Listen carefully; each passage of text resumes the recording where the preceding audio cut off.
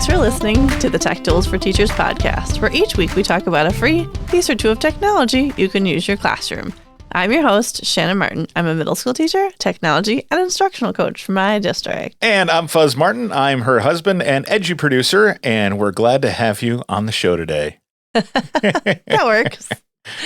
It was tough coming up with a pun for this week's episode, I have to admit. That's okay. It was a good effort. Yeah. Usually I'll applaud you. Slow on it, but here we are. That's okay. 110 episodes, Shanna. Yes. 110. Wow. I'm going to start singing the Phineas and Ferb. It's 100 and... it's like 101 days of summer vacation or something like that now. But we're at 110. Yeah, but we are at 101 episodes away from the topic that we talked about this topic a long, long time ago. Yes, 101 episodes ago. 101 episodes ago.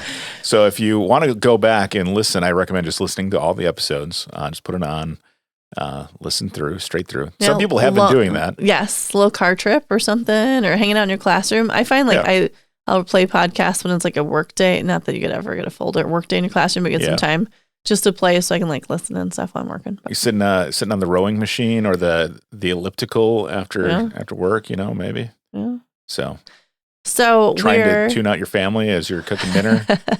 Just put your AirPods and run. So this week we are talking about Edublogs, which again we're joking about. It was mentioned in episode 9. Yep.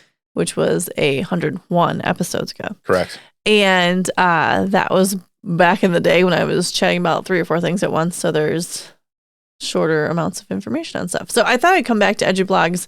It is super useful in any content area. And so that's why I feel like we could spend a little more time with Edublogs today and kind of talk about all the cool ins and outs of how it works. So, So Edublogs is free, like all of our other fantabulous sites. Yes. And you can sign up as a teacher, and it's a free blog. You can also like connect through schools and districts, like that is an option. If you want like district-wide e-portfolios and stuff, they do have an option for that, but that's more of like a paid thing through Campus Press. But with Edublogs, as a teacher, you can create your own blog. It's a starting point. Yep. So I'll talk about how to connect students to this later, but you start with Edublogs, sign yourself up, use your email, and you have a blog. Okay. Ta-da. Easy enough.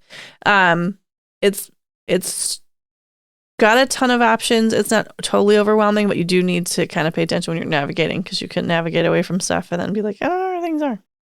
So once you create everything, you plug in all your information, and you can visit your site directly if you want to. And you have a little dashboard that has all the information you could possibly need to figure out how to do your blog. Once you have your blog set up, you can write your own posts. So you can use Edublogs just as an educator to communicate with parents or communicate with family or communicate with your students if you want to. Like just keep a weekly blog, kind of almost like a newsletter. You could use it. Yeah. You can plug in your information. You can add images. You can add, like video clips. It's a blog. It's straight, very flexible. They have little templates that you can pick from if you want something cutesy, or you can start from scratch. And so you could use it just as a blog yourself for, again, communicating with students or parents or whatever you want to. Or you can take it to the next step. So when you are a teacher and you've created your own blog, you then have the option. So they have like your guide on the left-hand side of your screen, and you can click on My Class. So a couple of things. Your students can all create blogs, and then they click Join Class, and it links their blog to your class blog. So they can join you. Yep. And then be a part of a class like set, basically. Sure. And then it'll say like site and then put in all your information. Or as a teacher, you can create a class, make a class blog, and then you can have students blogging within the same space. So you can do it one of 2 ways. Either have students do the same process you did by creating their own, and then they join your class and they link it to you, or you create a class blog, and then the kids can write within the blog that you create. So there's 2 different options. When I've used this with my students, I have them create their own and then link to mine. Sure. Because they're in middle school, I have 8th grade. So it's a little different. I think with younger students, you would definitely want them to be in yours. Yeah. And then let them allow to like blog and join a part of it. Sure. But definitely middle school, high school, they can create their own. It's all within this educational space too. So you have control over your class. So when the kids connect to your class, you can see their stuff. Like there could be a student where they create their own and kind of do everything on their own, which would be fine. You cannot, if they don't link it to you, you don't control it. Yeah. I mean, you could see the You can see all their stuff, but But if you link it to you, then you can approve, like, I must be able to approve all comments. Only registered users of Edublogs can even view my site. So you can set your settings. So it's very specific. So like only the teacher can see this, or only someone who types in this password can see my work. So you can definitely put a lot of protections on there for your students, which is awesome. So you don't just have random blogs out there with who knows what's reading them. And their name and all of the information. Sure. Exactly. So it can be protected. So that's within join a class.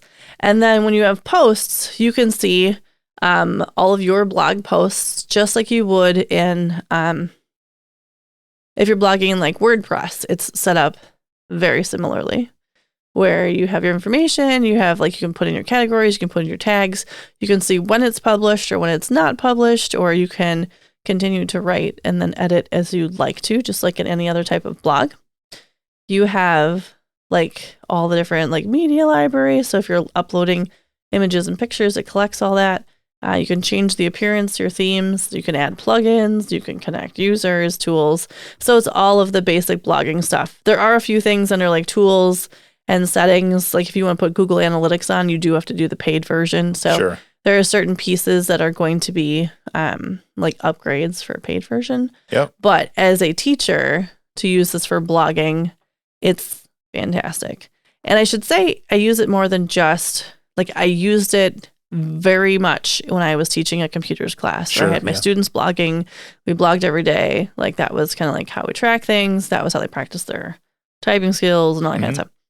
But as a teacher, you can use this in any content area. Sure. So if you wanted to be able to create blogs for your students about a specific topic, so maybe they become a writer expert in a certain unit you're teaching, or maybe you've decided you're going to put in like 20% projects with your students and you want them to track their journey through their 20% project. Or if you have high school kids and you want them to be able to keep a portfolio of all of their work and their resume and that's a great idea. Like internships, like all that kind of stuff, they could put that into their blog and use this. It becomes a live link. It's theirs. Again, as a teacher, you can control it when they join your class. Sure. Do they need a student email address in order to sign in? Is that how, or does it not matter? They use their email address. Sure. I mean, but does it require a .edu or a whatever the? No, because I think all districts are different, because some are .org and some are .edu and some are .com like, even, or through the state. Like they're all kind of a little bit different. Yep. You just click teacher or student, or like what category you fall into when you're creating it. Okay. And then you create a username that goes with it. Yep. And then you connect it that way. So anybody familiar with blogging, if you are familiar with blogging, this is a WordPress-based site. So Edublogs is essentially built on WordPress. If you've used WordPress, and I think WordPress builds like 70% of the websites in the world. Like smartandwi.com is a WordPress site. And a lot of the big sites that you go to on the web are even WordPress sites, because they're so super easy to use, but it's a very familiar background when you get in there. So how to create a new post or to, add images and those kinds of things, it's all very familiar. And even for students, getting them started with this will help them down the road no matter what, because there's a good chance, whether they're, working in business or one of those things down the road, they may, or even just personal stuff, they might end up having a WordPress site. Right. And being familiar with all the workings of it. And when the students open up, even if they're connected to yours, whether they join your class or you connect them to your class, they have the same toolbar, they have the same setup where they go to blog and they do all their writing and their editing and all that kind of stuff. So it's set up. It's not as the same like as your page. It doesn't allow you to add like all the plugins that would, at least on the kids side, I think, right? That would might cause issues or security problems, things like that. So it's a controlled WordPress environment. Yes, yeah, and there's so many ways that students can use it, and like you said, become more familiar with like the skill set, which is we're seeing more and more kids having digital portfolios and putting together their things digitally. So, and it works really well with Chromebooks and any like computer. There's no issue between what you're using it on, as long as you have a keyboard, I should say, but even you can do it on an iPad if you want to. And yeah, super familiar, and it's pretty user friendly once you kind of get to know the tools a little bit.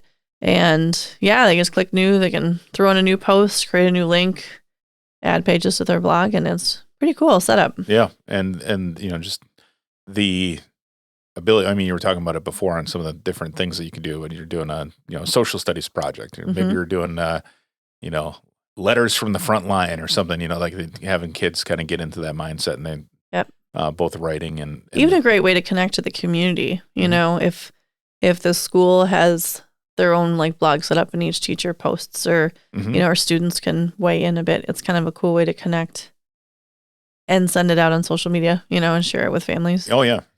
And there's a couple other pieces when you're adding to the editor. You can actually, when you're in Edublogs, when you click new, you can do a regular post if you choose to, but it also will drop into like a block editor where then you can go through and like edit your paragraphs or images and kind of do your setup. So it's not just straight writing too. So there's some flexibility with how you're viewing things as you're editing too, which is kind of cool. It is cool. It's very cool. Yeah. So Edublogs, it is a fantastic site to use in any content area. I mean, I don't think there's a content area you couldn't use it in, because if students are going to be writing about what's talking about and what they're learning about, then you can use it pretty much anywhere. I do suggest probably middle school, high school. If you're going to use it with younger students, then you just will have to do more front-loading work as a teacher, just because you want to make sure that they're setting it up properly. Yeah. So to get there, it's Edublogs, edublogs.org. We'll get you to the Edublogs. Yeah. And get you sign yourself up. Get you started edublogging. There you go. Well, thanks for tuning in. This has been the Tech Tools for Teachers podcast. If you ever have any questions, you can find me on Twitter @SmartNWI. And if you want to get more information on the links to the technology discussed in this episode, you can visit smartnwi.com. Don't forget about the EdTech Directory. Yeah. If you'd like to support the show, please consider buying me a coffee or two. Visit buymeacoffee.com/SmartNWI or visit smartnwi.com and click on the purple coffee cup. Your donations help keep this show going. New episodes each week. Thanks for listening. Go educate and innovate. And one quick thing, and Shanna's going to pin this to the top of her Twitter account @SmartNWI. Shanna is in the running. This podcast is in the running for Podcash, which is a way for so the show is supported by the ads that you hear at the beginning and end of the show, but really, aside from speaking engagements and things like that, we don't have sponsors or anything like that. So Podcash is giving away $100,000 to podcasters, spreading it out, spreading the love. So gifts of $250 up to $5,000. If you like the show, go to Shanna's Twitter account, SmartNWI. The top post will be pinned there. It will be a link to her Podcash Love Letters piece. And all you have to do is just write a quick thing about why you like this show. It's a 280 character max. Put your email address in, click the button. Once you click that, you'll get an email, and you just have to click the link to verify so that they know you're not spammy. And you could be helping Shanna continue to do this show, and she puts in a whole heck of a lot of work to make this happen. And she's very passionate about it, as you know, because you listen. So go do that. Podcash at the top of Shanna's Twitter page @SmartNWI. S. Martin, Wisconsin. By the way, that ends March 25th, 2022. The ideas and opinions expressed in this podcast and the SmartNWI website are those of the author, Shanna Martin, and not of her employer. Prior to using any of the technologies discussed on this podcast, please consult with your employer regulations. This podcast offers no guarantee that these tools will work for you as described, but we sure hope they do. Thanks for listening.